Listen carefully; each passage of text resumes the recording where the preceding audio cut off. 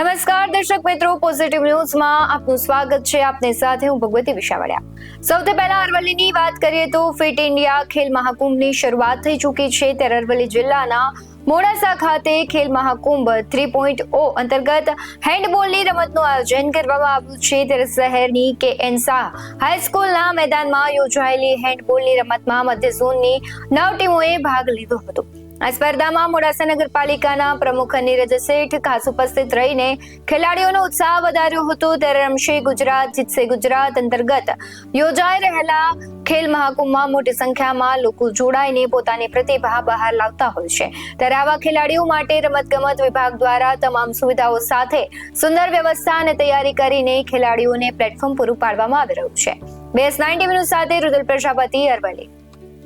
મોરબીની વાત કરીએ તો મોરબીમાં દરેક તહેવારોની ભારતીય સંસ્કૃતિને અનુરૂપ ગરિમાસભર ઉજવણી કરવા માટે જાણીતા યંગ ઇન્ડિયા ગ્રુપ દ્વારા વેલેન્ટાઇન ડે ની વાત્સલ્ય દિવસ તરીકે ઉજવણી કરવામાં આવી હતી. જેમાં યંગ ઇન્ડિયા ગ્રુપે ખાસ કરીને સામાન્ય પરિવારના બાળકોના કારમાં બેસીને શહેરભરમાં ફેરીને આનંદની અનુભૂતિ કરવાના સ્વપ્નને સાકાર કર્યું હતું. મોરબીના ઉદ્યોગકારોના સાથ સહકારથી બાળકોને વૈભવી કારમાં બેસાડી શહેરભરમાં રાઇડની રોમાંચક સફર કરાવી હતી. બાદમાં બાળકોને હોટેલમાં ભાવતા ભોજન્યા કરાવીને બીજાની ખુશીમાં જ આપણી ખુશી હોવાના ભારતીય સંસ્કૃતિનું મૂળ ભાવાર્થ ખરા કરવામાં ચરિતાર્થ કર્યો હતો. BS90 ન્યૂઝ સાથે દિવસનાળિયા, મોરબી.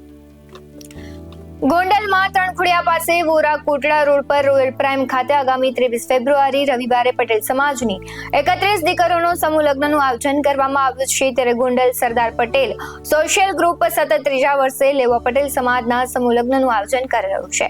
ત્યારે આયોજન અંગે બંને પક્ષના માતા પિતાની અધ્યક્ષતામાં મીટિંગનું આયોજન કરાયું હતું.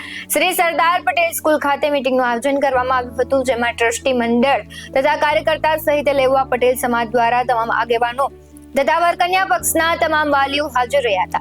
આ સમૂહ લગ્નમાં ભવ્ય કર્યાવર અને મહારક્તદાન કેમ્પનું પણ આયોજન કરવામાં આવ્યું છે. ત્યારે 17, 18 અને 19 ફેબ્રુઆરીએ લગ્નની પૂર્વ યુગલે જરૂરી સામગ્રી આપવામાં આવશે, જેમાં 125 થી વધુ વસ્તુઓનો સમાવેશ થશે. આ પ્રસંગે લેવા પટેલ સમાજના ઇતિહાસનું પ્રદર્શન અને બ્લડ ડોનેશન કેમ્પ પણ યોજાશે.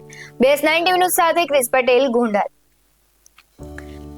ઝઘડિયાના ઉમરલા ગામની પ્રાથમિક કન્યા શાળા ખાતે બાળકોમાં ભારતીય સંસ્કૃતિના ગુણો ખીલે, સંસ્કૃતિનું જતન કરે તેમજ માતા પિતાને દેવ તરીકે પૂજા કરીને માતા પિતા પ્રત્યે આદર તથા સન્માનની ભાવના ખીલે તે માટે કન્યા શાળાના આચાર્ય ગીતાબેન દ્વારા માતૃ પિતૃ દિવસની ઉજવણી કરવાનું આયોજન કરવામાં આવ્યું હતું, જેમાં સ્કૂલની વિદ્યાર્થીનીઓ અને તેમના માતા પિતા હાજર રહ્યા હતા.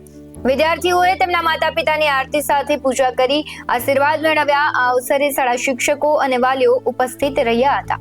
BS90 ન્યૂઝ સાથે નિવેશ ગોસ્વામી, ઝઘડિયા. ભારત દેશ તેમજ વિશ્વ ડિજિટલ યુગ તરફ વળી રહ્યું છે. ત્યારે હિંમતનગરના હિંમત હાઈસ્કૂલ 1911માં બનેલી હિંમત હાઈસ્કૂલને ડિજિટલ સ્કૂલ બનાવવા જઈ રહ્યા છે. ત્યારે ડિજિટલ યુગ તરફ શિક્ષણ આગળ વધી રહ્યું છે. ત્યારે સાબરકાંઠા જિલ્લાની પાયારૂપ ગણાતા હિંમત હાઈસ્કૂલને હવે અતિ આધુનિક બનાવવામાં આવી રહી છે. ત્યારે દીવ દમણ પ્રશાસક પ્રફુલ્લ પટેલ સહિત સાબરકાંઠા જિલ્લા સાંસદ તેમજ ધારાસભ્યના અગ્રણીઓની હાજરીમાં સ્કૂલનું ભૂમિપૂજન કરી 2047ના વિકસિત ભારતની વિકસિત સ્કૂલ ભૂમિપૂજન કરાયું હતું. આ સ્કૂલ જે 50,000 સ્ક્વેર ફૂટ વિસ્તારમાં બેઝી છે, 2500 થી 3000 વિદ્યાર્થીઓ માટે સુવિધાઓ પૂરી પાડશે. તેના પ્રોજેક્ટ સાથે હિંમત હાઈસ્કૂલ 21મી સદીના શિક્ષણ માટે મોડેલ બનીને વિસ્તરે તેવી આશા છે. BS90 ન્યૂઝ સાથે જીતેન્દ્ર સોલંકી, સાબરકાંઠા. ગોંડલ માર્કેટિંગ યાર્ડ ખાતે રશિયન વેપારીઓ મગફળી ખરીદી માટે પહોંચ્યા. સૌરાષ્ટ્રનું અગ્રીમ ગણાતું ગોંડલ માર્કેટિંગ યાર્ડની દેશ વિદેશના વેપારીઓ ખરીદી માટે આવતા હોય છે. ત્યારે રશિયન વેપારીઓ મગફળી ખરીદી માટે પહોંચ્યા. રશિયાની સૌથી મોટી કંપની અવંકા સ્નેક્સ ચોકલેટની ટીમે યાર્ડની મુલાકાત લીધી. યાર્ડના ચેરમેન અલ્પેશ ડોલરિયાએ યાર્ડની મુલાકાત કરાવીને યાર્ડ દ્વારા ખેડૂતો આપવામાં આવતી સુવિધાઓ, યાર્ડની વ્યવસ્થા વગેરે વિશે સમજ આપવામાં આવી હતી. આ તકે યાર્ડના chairman Alpesh Dolariya, vice chairman Dharmendrasinh Jadeja દ્વારા તેમનું સ્વાગત કરવામાં આવ્યું હતું. BS90 ન્યૂઝ સાથે ક્રિસ પટેલ, ગોંડલ. વેલેન્ટાઇન ડે દિવસની અનોખી ઉજવણી કરવામાં આવી 14 ફેબ્રુઆરીએ સોલેક્સ એનર્જી લિમિટેડ અને સુરત પોલીસ દ્વારા સુરત પોલીસ પરેડ ગ્રાઉન્ડ ખાતે બાઇક ચાલકોને હેલ્મેટ વિતરણ કરવામાં આવ્યું. સુરતીઓને ફરજિયાત હેલ્મેટ પહેરવા અપીલ કરાઈ. આ સાથે જ આવતીકાલથી ફરજિયાત હેલ્મેટનો અમલ સુરત પોલીસ દ્વારા કરાવવામાં આવશે. સુરતમાં 15 ફેબ્રુઆરીથી હેલ્મેટ ફરજિયાત, ત્યારે 14 ફેબ્રુઆરી અને વેલેન્ટાઇન ડે ના દિવસે પોલીસ પરેડ ગ્રાઉન્ડ ખાતે હેલ્મેટ વિતરણ કાર્યક્રમ યોજાયો હતો. સુરત પોલીસ દ્વારા અને સુરત પોલીસ પરિવાર અને સોલેક્ષ પરિવાર આજે વાહન ચાલકોને હેલ્મેટ આપવામાં આવ્યા છે. તે હેલ્મેટ પહેરાવવાથી પોતાની અને બીજાની જિંદગી બચાવી શકે તે હેતુથી આયોજન કરવામાં આવ્યું હતું. BS9 TV ન્યૂઝ સાથે પરેશ રાઠોડ, સુરત.